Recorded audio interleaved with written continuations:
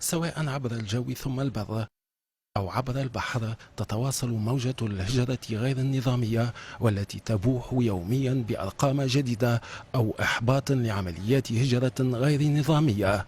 وإن تعددت الأشكال والأسباب والسبل، فإن الأرقام تظهر تباعا لتغني عن أي حديث. المنتدى التونسي للحقوق الاقتصادية والاجتماعية قدم ليلة أمس من خلال ندوة أقيمت بإحدى فضاءات مدينة الثقافة قدم معطيات مفزعة حول تسارع نسق الهجرة غير النظامية، أرقام لم يتم تسجيلها منذ انطلاق هذه الظاهرة. وحاول المنظمون من خلال هذه الندوة فهم وتفكيك التطورات الأخيرة في علاقة بهذه العملية من خلال تحليل كل البيانات والوقائع المتوفرة. أكثر من 29 ألف مهاجر غير نظامي وقع منع انطلاقهم من السواحل التونسية. سجلنا أكثر من 3000 قاصر وصلوا، أكثر من 750 امرأة، وتقديراتنا بحوالي 550 بين 550 و 600 عائلة. هذه الأرقام تبين أنه الرغبة في الهجرة ما زالت موجودة نتيجة عوامل عديدة. اليوم العوامل الاقتصادية والاجتماعية، المؤشرات الكل تدل على ذلك. أكثر من 560 ضحية ومفقود. اليوم نصف المفقودين والموتى في البحر الأبيض المتوسط هم على السواحل التونسية، ثلث المفقودين والموتى في البحر الأبيض المتوسط ككل على السواحل التونسية، وهذا رقم يدعو السلطات التونسية إلى عدة نظر في مقاربتها على السواحل. الأرقام لا تكفي وحدها لتحليل هذه الظاهرة، هذا ما يؤكده خالد طبابي باحث في علم الاجتماع، حيث يشدد أن ارتفاع منسوب الأحباط لدى الشباب التونسي، وهو ما طال أيضا حتى الطبقة الوسطى من المجتمع، والذي زاد من ارتفاع منسوب التفكير في الهجرة. مفاهيم أساسية وجوهرية ممكن نطلق عليه بمفهوم الحجرة، وهو نقيض المساواة ونقيض العدالة الاجتماعية والحرية، والذي يؤسس إلى الفساد والمحسوبية.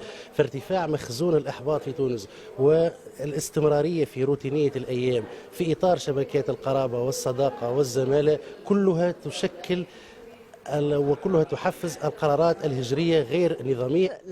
كيفية دفن ضحايا الهجرة غير الشرعية مجهول الهوية على الحدود المتوسطية سواء كان بإيطاليا أو بتونس هي مسألة شائكة، لأن كل من البلدين لم يضع الإمكانيات اللازمة التي تحترم الكرامة الإنسانية وآلية عملية رفع التحاليل الجينية وحفظ المعطيات المتعلقة بكل جثة غارقة تم دفنها في المقابر.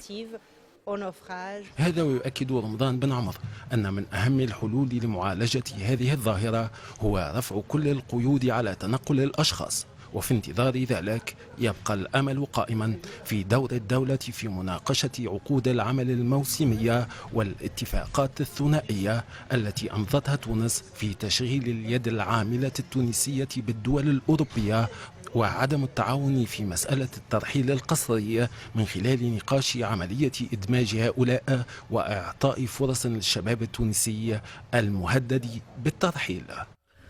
عبرت مجموعة منظمات وجمعيات ونقابات في بيان مشترك اليوم عن رفضها التام ما وصفته بتوظيف البوليس والقضاء في ملفات بعينها على غرار الاحتجاجات الشعبية والنشطاء المدنيين والمحتجين على الوضع البيئي بولاية صفاقس، معلنة مساندتها المطلقة لاحتجاجات السلمية كلها.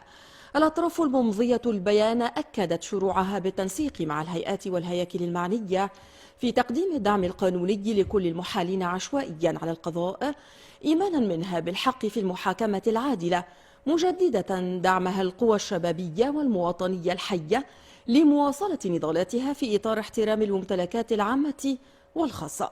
نقابة الصحفيين التونسيين والرابطة التونسية للدفاع عن حقوق الإنسان والاتحاد العام لطلبة تونس وجمعية بوصلة والمرصد الوطني للدفاع عن مدنية الدولة والمنظمة التونسية لمناهضة التعذيب ومنظمة محامون بلا حدود بين موقعي البيان.